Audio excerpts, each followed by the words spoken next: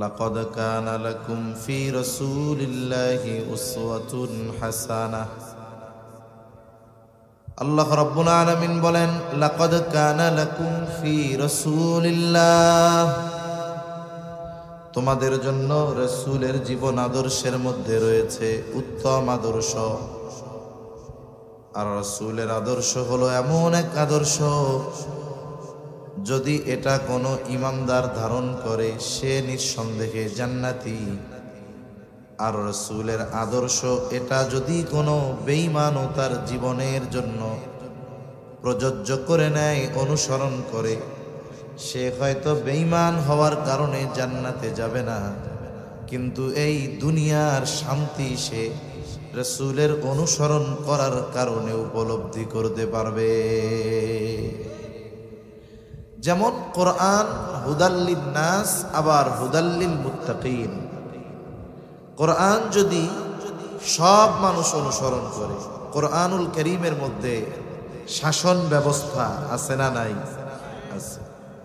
যদি গোটা পৃথিবীতে মুসলিম হোক আর অমুসলিম হোক, সবাই যদি কোরআনের আইন অনুযায়ী ব্যক্তি জীবন থেকে রাষ্ট্র জীবন পরিচালনা করে, বলেন তো মুসলিম হোক আর অমুসলিম হোক, জাগতিক নিরাপত্তা শান্তি লাভ করতে পারবে কি পারবে না? লম্বা কথা স্বল্প ছোট্ট সংক্ষিপ্ত সারে বোঝানোর জন্যই বলতেছি আর কি। কোরআন হুদাল্লিন নাস যতগুলো দৃষ্টিকোণ থেকে, এর মধ্যে একটা হলো, যদি গোটা পৃথিবীর সব মানুষ কোরআন পরিপূর্ণ অনুসরণ করে, তাহলে এরা ঈমান না থাকলেও দুনিয়ার শান্তির মুখ এরা দেখবে। হুদাল্লিল মুত্তাকিন, কোরআন মুত্তাকিনদের জন্য পথ প্রদর্শক, হেদায়েত। ঈমানদার যদি পরিপূর্ণ কোরআন অনুযায়ী নিজের জীবন সাজায়, ব্যক্তিগত জীবন, পারিবারিক জীবন, রাজনৈতিক জীবন, সামাজিক জীবন, রাষ্ট্রীয় জীবন, অর্থনৈতিক জীবন, যদি সে শরীয়তের আলোকে, কোরআন সুন্নাহর আলোকে সুসজ্জিত করে, বলে ওই ঈমানদার দুনিয়ায় পরিপূর্ণ শান্তি লাভ করবে, আর আখিরাতে তার জন্য চিরন্তন শান্তির জান্নাতের ব্যবস্থা করবেন কে? অনুরূপভাবে রাসূলের আদর্শ যদি কেউ গ্রহণ করে দুনিয়াতে, তাহলে সে বেঈমান হলেও দুনিয়ায় সে শান্তি লাভ করবে। এই দৃষ্টিকোণ থেকে রাসূল সাল্লাল্লাহু আলাইহি ওয়াসাল্লামের আদর্শ হলো সার্বজনীন। রাসূল সাল্লাল্লাহু আলাইহি ওয়াসাল্লামের আদর্শ সার্বজনীন। একজন ব্যক্তি তার আদর্শ সার্বজনীন হওয়ার জন্য তার কিছু কোয়ালিটি, তার কিছু আলাদা যোগ্যতা দরকার আছে। একটা মানুষ পৃথিবীর সব মানুষের জন্য অনুসরণীয় হবে, তার জন্য এমন কিছু গুণ তার মধ্যে থাকা প্রয়োজন। আর যেই গুণগুলো কোনো ব্যক্তি অর্জন করলে সমগ্র মানব জাতির অনুসরণীয় হতে পারে, এমন কিছু গুণ আল্লাহ তাআলা একমাত্র আমার আপনার নবীকে দান করছে। সুবহানাল্লাহ।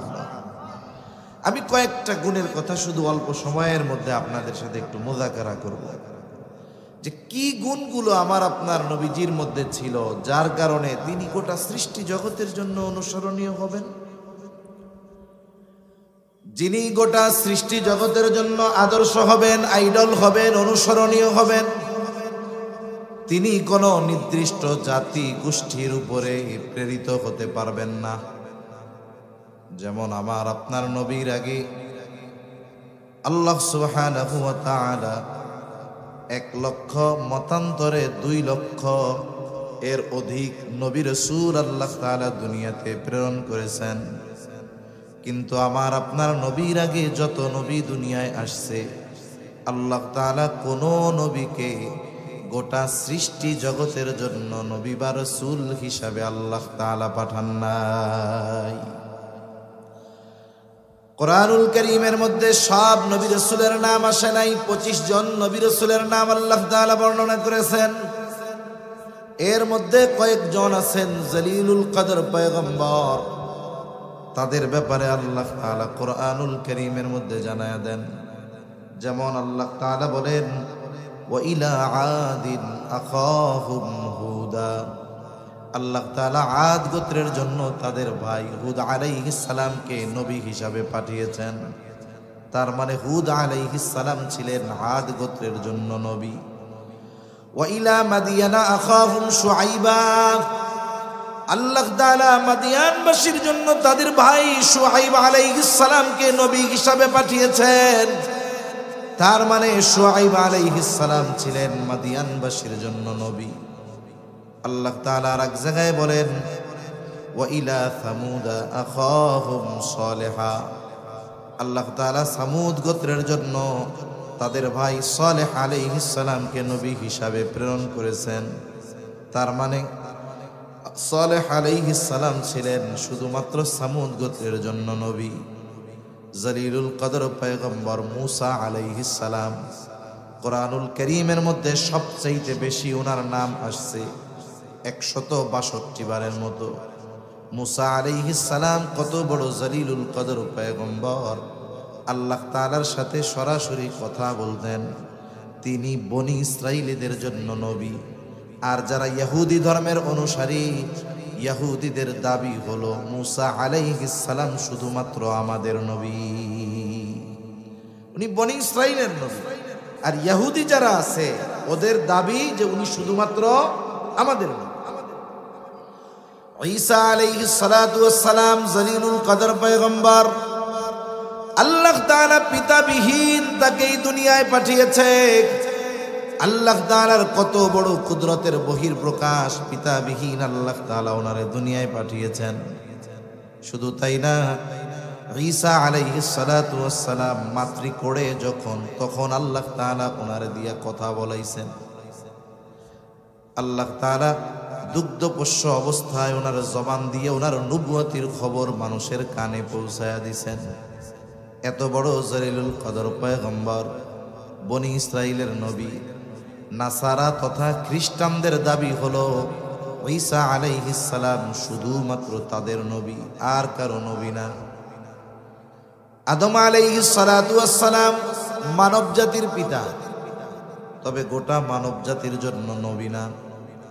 ইব্রাহিম আলাইহিস সালাম খলিলুল্লাহ, জলিলুল কদর পয়গম্বর, তিনি গোটা মুসলিম মিল্লাতের পিতা, কিন্তু গোটা মুসলিম মিল্লাতের মুসলিম জাতির নবী তিনি নয়। আল্লাহ তাআলা বলেন মিল্লাতা আবিকুম ইব্রাহিম হুয়া সাম্মাকুমুল মুসলিমিন, মুসলিম মিল্লাতের পিতা ইব্রাহিম আলাইহিস সালাম, আর তিনি আমাদের নাম রেখেছেন মুসলমান। তার মানে আমার আপনার নবীর আগে যত নবী আসছে সব নবীর নবুয়াতির একটা এরিয়া আছে, বাউন্ডারি আছে। যেমন আপনাদের এই আসনের যিনি এমপি ছিলেন, ওনার কর্তৃত্ব এই আসনের মধ্যে, উনি অন্য জায়গায় গিয়া মাতবরি দেখাইতে পারবেন না। কিন্তু আমার আপনার নবীর ব্যাপারে আল্লাহ তাআলা কি বলেন? আল্লাহ তাআলা বলেন, নবী আপনি বলেন, কুল ইয়া আইয়ুহান নাসু ইন্নী রাসূলুল্লাহি ইলাইকুম জামিআ। নবীকে আপনি বলেন ইন্নী রাসূলুল্লাহি ইলাইকুম, আমি আল্লাহর পক্ষ থেকে তোমাদের সকলের প্রতি প্রেরিত হয়েছি। তার মানে আমার আপনার নবী শুধু আরবদের নবী নয়, আমার আপনার নবী শুধুমাত্র এশিয়া মহাদেশের নবী নয়, আমার আপনার নবী সৃষ্টি জগতের সকলের জন্য নবী। শুধু তাই না, আমার আপনার নবীজির নবুয়তির পরিব্যাপ্তি কত দূর, বলে এই পৃথিবী যত দূর তত দূর বলে না, বলে নবীজির নবুয়তির পরিব্যাপ্তি তত দূর আমার আপনার রবের রবুবিয়তের বিস্তৃতি যত দূর। যেই জায়গার রব আল্লাহ, ওই জায়গার নবী মুহাম্মাদুর রাসূলুল্লাহ সাল্লাল্লাহু আলাইহি ওয়াসাল্লাম। পবিত্র কোরআনুল কারীমের সর্বাধিক পঠিত যেই সূরা, সেই সূরার নাম হলো সূরা ফাতিহা। সূরা ফাতিহা এমন এক সূরা, প্রত্যেক নামাজের প্রতি রাকাতে এই সূরা লাগে। ইমামের পেছনে যখন নামাজ পড়ি, ইমামের কেরাত, মুসল্লির কেরাত, নিজে যখন পড়ি নিজের পড়া লাগে। এক কথায় জামাতে পড়ুক আর একাকি পড়ুক, প্রত্যেক নামাজের প্রতি রাকাতে সূরা ফাতিহা লাগে কি লাগে না? সূরা ফাতিহার শুরুতেই আমরা বলি, পড়ি, শুনি আলহামদুলিল্লাহি রাব্বিল আলামিন। সকল প্রশংসা আল্লাহর জন্য। সকল প্রশংসা কার জন্য? আল্লাহর জন্য। আল্লাহকে বলে রব্বুল আলামিন। আল্লাহ হলেন জগৎ সমূহের প্রতিপালক, রব। যত জগৎ আছে, শুধুমাত্র যে এই পৃথিবী একটা জগৎ তা না। আলম এক বচন, আলামিন বহু বচন, তার মানে আরো অনেক জগৎ আল্লাহ তাআলা সৃষ্টি করছেন। এখন তো নতুন নতুন কোন গ্রহ আবিষ্কার যখন হয়, নাসা যখন আমাদেরকে খবর দেয়, আন্তর্জাতিক মিডিয়াগুলো ফলাও করে প্রচার করে নতুন এক আলমের সন্ধান পাওয়া গেছে, দুনিয়ার মানুষ চিন্তিত হয়ে যায়, রে বাবা কি করে ফেলছে। অথচ ১৫০০ বছর আগে এই আধুনিক প্রযুক্তি যখন ছিল না, ওই মরুর বুকে একজন মানুষের কাছে আল্লাহ তাআলা ওহী নাজিল করে জানায় দিয়েছেন, যে আমার হাবিব, আমি শুধু এই পৃথিবী নামক একটা জগতের রব নয়, আরো অগণিত জগৎ আছে, সেই সব জগতের রব আমি আল্লাহ। সুবহানাল্লাহ। ওই দিকে আলোচনা করতে গেলে লম্বা হয়ে যাবে কথা, সময় সংক্ষিপ্ত। যত জগৎ আছে সব জগতের রব আল্লাহ। যত জগতে যত প্রাণী আছে, হোক মুসলিম অমুসলিম, নাস্তিক কিংবা আস্তিক, সকলের রব হলেন আল্লাহ। ইমানদারের রব যেমন আল্লাহ, বেঈমানের রব আল্লাহ। আল্লাহ সকল সৃষ্টির রব। ওই আল্লাহ আমার আপনার নবীজির ব্যাপারে বলেন, ওয়ামা আরসালনাকা ইল্লা রাহমাতাল লিল আলামিন। আল্লাহ তাআলা আমার আপনার নবীকে বলেন, আমি আপনাকে জগৎ সমূহের জন্য রহমত হিসাবে প্রেরণ করেছি। তার মানে জগৎ সমূহের রব হলেন আল্লাহ, আর জগৎ সমূহের রহমত হলেন মুহাম্মাদুর রাসূলুল্লাহ। এই জন্য কবি কত সুন্দর কথা বলে, রবুবিয়ত খুদা কি হ্যায় জাহাতাত, নবুয়তি মুস্তাফা কি হ্যায় উহাতা। আল্লাহ তাআলার রবুবিয়তের বিস্তৃতি যত দূর, আমার আপনার নবীজির নবুয়তের বিস্তৃতি তত দূর। এজন্য আমার আপনার নবী শুধুমাত্র আরবের জন্য নবী না, অনারবীদের জন্য নবী না, সাদার জন্য নবী না, শুধু কালোর জন্য নবী না, বরং গোটা সৃষ্টি জগতের সকলের জন্য নবী রহমত হলেন মুহাম্মাদুর রাসূলুল্লাহ সাল্লাল্লাহু আলাইহি ওয়াসাল্লাম। এখন বলেন, এই গুণ একমাত্র আমার আপনার নবী ছাড়া আর কারো মধ্যে আছে? তাহলে খেয়াল দিয়ে শুনবে, ওনাদের নামাজ শুরু হবে, এর আগেই আমার আলোচনা শেষ হবে, কারণ নামাজের মধ্যে কথা বলা যাবে না। 8:30 যেহেতু নামাজ, 14-15 মিনিট, এই কথাগুলো একটু খেয়াল দিয়ে শুনবে। তাহলে গোটা সৃষ্টি জগতের জন্য আদর্শ যদি হতে হয়, এক নাম্বার তার মধ্যে যেই কোয়ালিটি থাকতে হবে, উনি গোটা সৃষ্টি জগতের জন্য প্রেরিত হবেন, নির্দিষ্ট কোনো জাতি গোষ্ঠীর জন্য নয়। এখন গোটা সৃষ্টি জগতে আল্লাহ তাআলা শুধুমাত্র আমার আপনার নবীকেই গোটা সৃষ্টি জগতের জন্য প্রেরণ করেছেন। সুবহানাল্লাহ। 2 নাম্বার বলে, ওনার মধ্যে ওনার জীবনটা একমুখী হবে না, বরং বহুমুখী হবে। ওনার জীবনে থাকবে শান্তি, ওনার জীবনে থাকবে কষ্ট, ওনার জীবনে থাকবে রাষ্ট্র পরিচালনা, ওনার জীবনে থাকবে ইমামতি, ওনার থাকবে পারিবারিক জীবন, ওনার থাকবে ব্যবসায়িক জীবন, ওনার থাকবে রাজনৈতিক জীবন। এক কথায় মানব জীবনের প্রত্যেকটা দিক তার জীবনের মধ্যে খুঁজে পাওয়া যাবে। গোটা সৃষ্টি জগতে একজনকেই এমনটা পাওয়া যায়, মানব জীবনের যে কোনো সমস্যার সমাধান তার জীবনী থেকে নেওয়া যায়। মনে করেন একজন বিচারক হয়েছে, বিচার করবে, এখন সে চায় যে আমি আদর্শ বিচারক হব। এক্ষেত্রে অনুসরণ করব কার? মুহাম্মাদুর রাসূলুল্লাহ সাল্লাল্লাহু আলাইহি ওয়াসাল্লামের।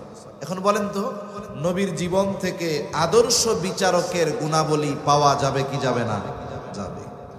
একজন চিন্তা করছে, আমি সেনাপতি হইছি, যুদ্ধের ময়দানে যাইতে হবে, আমি আদর্শ সেনানায়কের গুণ অর্জন করব।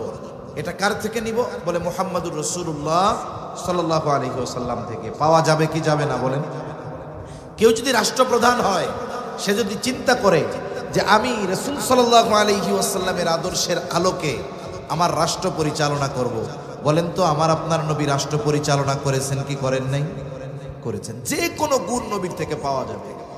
এইরকম একজন ব্যক্তি আমার আপনার নবীর আগে আল্লাহ তাআলা দুনিয়াতে পাঠান নাই। যেমন একজন মনে করেন চিন্তা করছে, বিবাহ করছে, সে আদর্শ স্বামী হবে। আদর্শ স্বামী হওয়ার ক্ষেত্রে সে চিন্তা করলো আমি ঈসা আলাইহিস সালামের অনুসরণ করব। এখন যদি সে ঈসা আলাইহিস সালামের জীবনী তালাশ করে আদর্শ স্বামী হওয়ার জন্য, এটা সম্ভব নয়। কারণ ঈসা আলাইহিস সালামকে আল্লাহ তাআলা যখন আসমানে উঠায় নিয়েছেন, এর আগ পর্যন্ত তিনি বিবাহ করেন নাই। যিনি বিবাহ করেন নাই তার জীবনে আপনি আদর্শ স্বামী হওয়ার গুণ কোথা থেকে খুঁজে পাবেন? পাওয়া যাবে? যাবে না। কেউ যদি চিন্তা করে আমি রাষ্ট্রনায়ক হয়েছি, আমি এক কাজ করি, মুসা আলাইহিস সালাম থেকে আদর্শ রাষ্ট্রনায়ক হওয়ার গুণ আমি অর্জন করি, এটা সম্ভব নয়। কারণ মুসা আলাইহিস সালাম দলিলুল কদর পয়গম্বর ছিলেন, কিন্তু আল্লাহ তাআলা ওনাকে রাষ্ট্র পরিচালনার দায়িত্ব দেন নাই। এজন্য আমার আপনার নবীর আগে যত নবী দুনিয়ায় আসছে, সব নবীর যত গুণ, সব গুণগুলো একত্রে আল্লাহ তাআলা আমার আপনার নবীর মধ্যে দিয়েছে। সুবহানাল্লাহ। এজন্য আমার আপনার নবীর জীবন হলো বহুমুখী। কি মুখী বলেন? যেটাই চাই সেটাই নবীর জীবন থেকে প্র্যাকটিক্যাল পাওয়া যায়। এজন্য নবীজি দুনিয়া থেকে চলে যাবার পর আয়েশা সিদ্দিকা রাদিয়াল্লাহু তাআলা আনহার কাছে আয়েশা একজন বলতেছে, আয়েশা আমাকে তুমি রাসূলের সিরাত সম্পর্কে, জীবন সম্পর্কে কিছু বলো। আয়েশা সিদ্দিকা রাদিয়াল্লাহু তাআলা আনহা বললেন, তুমি কি কোরআন পড়ো নাই? বলে হ্যাঁ পড়েছি। আয়েশা সিদ্দিকা রাদিয়াল্লাহু তাআলা আনহা জবাব দিলেন, কানা খুলুকুহুল কোরআন, কোরআনই হলো তার চরিত্র। এই জন্য যেই কোরআন আমরা তিলাওয়াত করি এটা কাগজের উপরে কালি দিয়ে লেখা পাণ্ডুলিপি প্রস্তুত করা, এটা হলো লিখিত কোরআন। আর আমার আপনার নবী ছিলেন জীবন্ত কোরআন। কোরআনের এমন কোনো আইন নাই যেটা আমার আপনার নবী দুনিয়ায় থাকতে আল্লাহ প্র্যাকটিক্যাল বাস্তবায়ন করার নাই। তাহলে নবীর জীবন বহুমুখী, যেই জীবনে সব পাওয়া যায়, আনন্দ, হাসি, যুদ্ধ, রাষ্ট্র পরিচালনা, ব্যবসা, সব কিছু পাওয়া যায় নবীজির সিরাতে, নবীজির আদর্শের মধ্যে। এইরকম এক পরিপূর্ণ বহুমুখী জীবন আল্লাহ তাআলা আমার আপনার নবীর আগে অন্য কাউকে দেন নাই। 3 নাম্বার যেই বিষয়টা তার মধ্যে থাকতে হবে, তার মাধ্যমে এমন কিছু বিষয় পরিপূর্ণতা লাভ করবে যা তার আগে কখনো পূর্ণতা লাভ করে নাই। আমার আপনার নবীজির মাধ্যমে আল্লাহ তাআলা এমন কিছু বিষয়ের পূর্ণতা দিয়েছেন যা আমার আপনার নবীর আগে পূর্ণতা লাভ করে নাই। গুরুত্বপূর্ণ কয়েকটা বিষয় শুনি। 1 নাম্বার, আমার আপনার নবীজির মাধ্যমে আল্লাহ তাআলা শরীয়তের পূর্ণতা দান করেছেন। আমার আপনার নবীর আগে কোনো নবীর কাছে শরীয়ত পূর্ণতার ঘোষণা আল্লাহ তাআলা দেন নাই, বরং আল্লাহ তাআলা কোরআনুল কারীমের মধ্যে জানায়া দেন, আল ইয়াউমা আকমালতু লাকুম দীনাকুম ওয়া আতমামতু আলাইকুম নি'মাতি ওয়া রাদিতু লাকুমুল ইসলাম দীনা। আল্লাহ তাআলা বলেন, আল ইয়াউমা আকমালতু লাকুম দীনাকুম, আজকে আমি তোমাদের জন্য আমার দ্বীন তথা জীবন ব্যবস্থা পূর্ণাঙ্গ করে দিলাম। এই আয়াতের তাফসীরে আসছে একজন ইহুদি খলিফাতুল মুসলিমিন হযরত ওমর রাদিয়াল্লাহু তাআলা আনহুর কাছে এসে বলে, খলিফাতুল মুসলিমিন, আপনাদের কোরআনে এমন একটা আয়াত আছে যেটা যদি তাওরাতে নাজিল হতো তাহলে ওই দিনটা আমরা ঈদের দিন বানায় নিতাম। ওমর রাদিয়াল্লাহু তাআলা আনহু বললেন, কোন আয়াত? যেটা তাওরাতে অবতীর্ণ হলে সেই দিন ঈদের দিন বানায় নিতা। বলে এই আয়াত। হযরত ওমর রাদিয়াল্লাহু তাআলা আনহু বলেন, আল্লাহর শপথ, এই আয়াত কোন দিন, কোথায়, কার উপরে, কোন জায়গায় নাজিল হয়েছে আমি জানি। এটা নাজিল হয়েছে আরাফার দিন, জাবালে রহমতে মুহাম্মাদুর রাসূলুল্লাহ সাল্লাল্লাহু আলাইহি ওয়াসাল্লামের উপরে। আল্লাহ তাআলা এই আয়াত নাজিলের মাধ্যমে জানায় দিলেন, পয়গম্বর, আপনার উম্মতের মাধ্যমেই শরীয়তকে আমি পূর্ণতা দিয়ে দিলাম। এর পরপরই আল্লাহ তাআলা বলেন, ওয়া আতমামতু আলাইকুম নি'মাতি, আমি তোমাদের জন্য আমার নিয়ামত সমূহ পূর্ণ করে দিলাম। তাহলে আমার আপনার নবীর আগে আল্লাহ তাআলা শরীয়ত পূর্ণতার ঘোষণাও দেন নাই, নিয়ামত পূর্ণতার ঘোষণাও দেন নাই। তাহলে নবীজির মাধ্যমে আল্লাহ তাআলা 1 নম্বরে শরীয়ত পূর্ণতার ঘোষণা দিয়েছেন, 2 নম্বর নিয়ামত পূর্ণতার ঘোষণা দিয়েছেন। আর এই দুইটা পাশাপাশি উল্লেখ করার কারণ কি? মুফাসসিরিনে কেরাম বলেন, যেই ব্যক্তি পরিপূর্ণ শরীয়ত মানবে আল্লাহ তাআলা শুধুমাত্র তাকেই পরিপূর্ণ নিয়ামত দান করবে। সুবহানাল্লাহ। এজন্য আমরা আমাদের অবস্থান থেকে যতটুকু আমার দ্বারা নিজের দ্বারা শরীয়ত মেনে চলা সম্ভব ততটুকু মানতেই হবে। এইটুকুর ব্যাপারে ছাড় নাই। রাষ্ট্রীয়ভাবে ইসলাম প্রতিষ্ঠা হয় নাই, চেষ্টা করতেছি, ওইটার জবাবদিহিতা পরের বিষয়। কিন্তু আমি যতটুকু মানতে পারতেছি ইসলাম, ততটুকু যদি না মানি আখেরাতে ছাড়া পাওয়ার কোনো উপায় নাই। এজন্য আমরা আমাদের অবস্থান থেকে পরিপূর্ণ দিন মেনে চলার চেষ্টা করব। আল্লাহ তৌফিক দান করেন। 3 নাম্বার, আমার আপনার নবীজির মাধ্যমে আল্লাহ তাআলা পূর্ণতা দিয়েছেন নবুয়তের, খাতমে নবুয়ত। আমার আপনার নবীর মাধ্যমেই আল্লাহ তাআলা নবুয়তের খতম করেছেন। আল্লাহ তাআলা বলেন, মা কানা মুহাম্মাদুন আবা আহাদিম মির রিজালিকুম ওয়ালাকির রাসূলুল্লাহি ওয়া খাতামান নবিয়্যিন। মুহাম্মদ সাল্লাল্লাহু আলাইহি ওয়াসাল্লাম তোমাদের কোন পুরুষের পিতা নন। ওয়ালাকির রাসূলুল্লাহ, তিনি হলেন আল্লাহর রাসূল। ওয়া খাতামান নবিয়্যিন, তিনি হলেন শেষ নবী। খতমে নবুয়ত সুস্পষ্ট কোরআনুল কারীম দ্বারা প্রমাণিত। সাথে সাথে নবীজি সাল্লাল্লাহু আলাইহি ওয়াসাল্লাম বলেন, আনা খাতামুন নবিয়্যিন লা নাবিয়্যা বাদি, আমি শেষ নবী, আমার পরে আর কোনো নবী নাই। এই জন্য মনে রাখতে হবে, যারা খতমে নবুয়তকে অস্বীকার করে আমার আপনার নবীকে শেষ নবী মানে না, কোনো সন্দেহ নাই এরা বেঈমান। যারা খতমে নবুয়ত অস্বীকার করে এরা কাফের। আর ওই কাফেরদের যারা মনে না করে, কাফের মনে করে না, তাদেরও ঈমান নাই। ঠিক কিনা বলেন? এজন্য মনে রাখতে হবে যে কাফের হওয়ার জন্য, বেঈমান হওয়ার জন্য পুরা কোরআন অস্বীকার করা লাগবে না। কোরআনের একটা অক্ষর অস্বীকার করার দ্বারা বেঈমান হওয়ার জন্য যথেষ্ট। আর এই জায়গায় সুস্পষ্ট দলিল আল্লাহ তাআলার পক্ষ থেকে। এরপরেও যারা খতমে নবুয়তকে অস্বীকার করে, নিঃসন্দেহে এরা কাফের। এরপরে আমার আপনার নবীর মাধ্যমে আল্লাহ তাআলা পূর্ণতা দিয়েছেন আখলাকের, উত্তম চরিত্রের। নবীজি সাল্লাল্লাহু আলাইহি ওয়াসাল্লাম বলেন, ইন্নামা বুইসতু লিউতাম্মিমা মাকারিমাল আখলাক। নবীজি সাল্লাল্লাহু আলাইহি ওয়াসাল্লাম বলেন, আমাকে উত্তম চরিত্রে পরিপূর্ণতা প্রদানার্থে প্রেরণ করা হয়েছে। তার মানে নবী বলতেছেন, আমাকে উত্তম চরিত্রে পূর্ণতা প্রদানার্থে প্রেরণ করা হয়েছে। আমার আপনার নবীর চরিত্র কেমন চরিত্র? অনেক সময় আমাদের এলাকার সবচাইতে বড় বুজুর্গ যে আল্লাহওয়ালা, যে তার চারিত্রিক সনদ আনার জন্য যাওয়া লাগে গোমসরের কাছে, ঠিক না? আল্লাহওয়ালার চারিত্রিক সনদ আনতে যাইতে হয় কার কাছে? গোমসরের কাছে। আর আমার আপনার নবীজির চারিত্রিক সত্যায়ন স্বয়ং আল্লাহ তাআলা করেছেন। আল্লাহ তাআলা বলেন, ওয়া ইন্নাকা লাআলা খুলুকিন আযীম, আপনি মহান চরিত্রে অধিষ্ঠিত। শুধু তাই না, কাফেররা আমার আপনার নবীকে বারবার হত্যার অপচেষ্টা করেছে ঠিক, কিন্তু গোটা হায়াতে কখনোই আমার আপনার নবীর চারিত্রিক ব্যাপারে অপবাদ দেওয়ার দুঃসাহস করতে পারে না। দেখান, আবু জেহেল, উতবা, সাইবা কোনো সময় আমার আপনার নবীর চারিত্রিক ব্যাপারে অপবাদ দিয়েছে। কোনো সময় চারিত্রিক ব্যাপারে অপবাদ দেওয়ার দুঃসাহস কাফেররা করে নাই। কিন্তু আফসোস, আমাদের এই মুসলমানের দেশে বসবাস করে, মুসলমানের ঘরে জন্ম নিয়ে এরা নির্দ্বিধায় নবীকে গালি দেয় আর বলতে চায় নবীকে গালি দেওয়া এটা নাকি স্বাধীনতার অংশ। নাউজুবিল্লাহ বলেন। এই স্বাধীনতাকে আমরা লাথি মারি, ঠিক কিনা বলেন?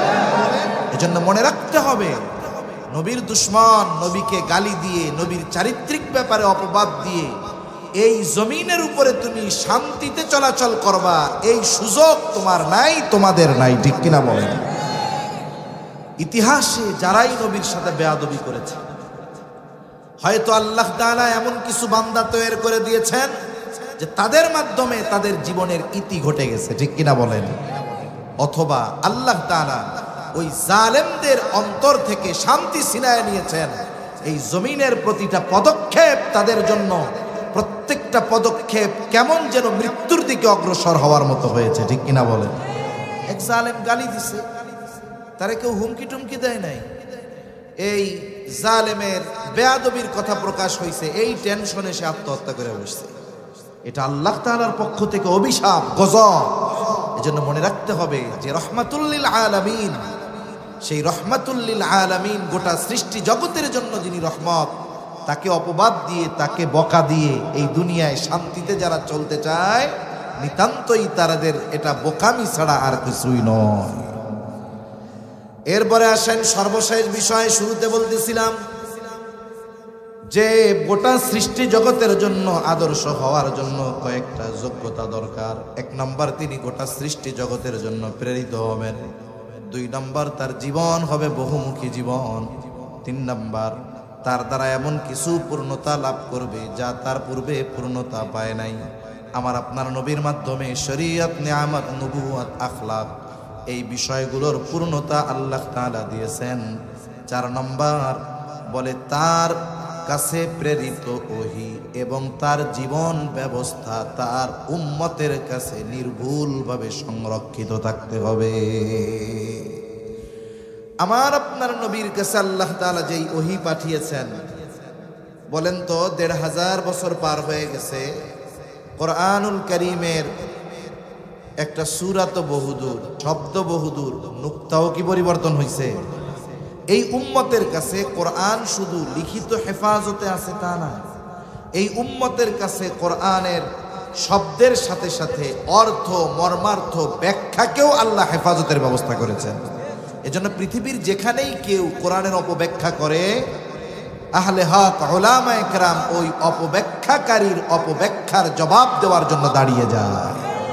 আল্লাহ তাআলা শুধু কোরআনকে শাব্দিকভাবে সংরক্ষণের ব্যবস্থা করেছেন তা না, কোরআনের শব্দ, অর্থ, মর্মার্থ, ব্যাখ্যা সব কিছু হেফাজতের ব্যবস্থা আল্লাহ করেছেন। কিয়ামত পর্যন্ত এটা সুসংরক্ষিত থাকবে। 2 নম্বর, যার কাছে ওহী প্রেরণ হয়েছে, যার অনুসারী আমরা, তার জীবন আদর্শ আমাদের কাছে সংরক্ষিত থাকতে হবে। নবীজির সিরাত আমাদের কাছে আছে, নবীজির হাদিস আমাদের কাছে নির্ভুলভাবে পৌঁছিয়েছে। এজন্য নবীর উম্মত জানে নবী কিভাবে হাঁটতেন, চলতেন, কথা বলতেন, খাইতেন, কি পছন্দ করতেন, কি পছন্দ করতেন না, সব কিছু নবীজির ব্যাপারে আমাদের কাছে নির্ভুলভাবে সংরক্ষিত আছে। আছে না নাই? আছে। এজন্য অতীতের কোন নবী, ঈসা আলাইহিস সালাম দুনিয়া থেকে গেছে, 40 বছরও লাগে নাই, ইনজিল পরিপূর্ণ বিকৃত হয়ে গেছে। মুসা আলাইহিস সালাম দুনিয়া থেকে চলে গেছে, তাওরাত বিকৃত হয়ে গেছে। দাউদ আলাইহিস সালাম দুনিয়া থেকে চলে গেছে, জবুর বিকৃত হয়ে গেছে। কিন্তু নবীজি সাল্লাল্লাহু আলাইহি ওয়াসাল্লাম 1500 বছর আগে গেছেন, এখনো কোরআনুল কারীমের একটা অক্ষরও পরিবর্তন হয় নাই, কিয়ামত পর্যন্ত হবেও। সাথে সাথে অতীতের কোন নবীর উম্মত যারা দাবি করে, এদের কাছে যদি তাদের অনুসরণীয় নবীর সিরাত চাওয়া হয়, জীবনী চাওয়া হয়, ওরা দেখাতে পারবে না। কিন্তু আমাদের কাছে আমাদের নবীজির কথাগুলো সুস্পষ্ট ভাবে সংরক্ষিত আছে। উম্মতের একদল আলেমের বদৌলতে, একদল মুহাদ্দিসিনের বদৌলতে আমরা রাসূল সাল্লাল্লাহু আলাইহি ওয়াসাল্লামের কথাগুলোকেও নির্ভুলভাবে পেয়েছি। এজন্য তার ব্যক্তিগত জীবন থেকে নিয়ে সব কিছু আমাদের সামনে একেবারে ওপেন। এই 4টি জিনিস মূল বিষয়, এটা অন্য কোনো নবীর মধ্যে নাই, আল্লাহ দেন নাই। এজন্য কোনো ব্যক্তি যদি নির্দ্বিধায়, নিঃসন্দেহে রাসূল আকরাম সাল্লাল্লাহু আলাইহি ওয়াসাল্লামের অনুসরণ করে, তাহলে তার শেষ গন্তব্য হবে জান্নাত। ঠিক কিনা? এজন্য নবীজিও বিদায় হজের সময় বলে গিয়েছেন, তারাকতু ফীকুম আমরাইন লান তাদিল্লু মা তামাসসাকতুম বিহিমা কিতাবাল্লাহি ওয়া সুন্নাত রাসূলি। নবীজি 2টা জিনিস রেখে গেছেন, একটা কোরআন আর হলো তা আল্লাহর রসুলের সুন্নাত, আল্লাহর কিতাব আর আল্লাহর রসুলের সুন্নাত। এই যে কোরআন আর রসুলের সিরাত সুন্নাত, এগুলোকে যদি আমরা ধরতে পারি, বাস্তবিক জীবনে আমলে বাস্তবে পরিণত করতে পারি, তাহলে ইনশাআল্লাহ আমরা পথচ্যুত হব না। যেই পথে আমরা থাকব ওই পথের গন্তব্যের একবারে শেষেই আছে মুমিনের অনন্তকালের সফলতার সেই স্থান জান্নাত। আল্লাহ সুবহানাহু ওয়া তাআলা অল্প সময়ের মধ্যে যে কথাগুলো বললাম আমাদের বুঝবার তৌফিক দান করেন। সকলে বলি আমিন। ওয়া আখিরু দাওয়ানা আনিল হামদুলিল্লাহি রাব্বিল আলামিন। আসসালামু আলাইকুম ওয়া রাহমাতুল্লাহি ওয়া বারাকাতুহু।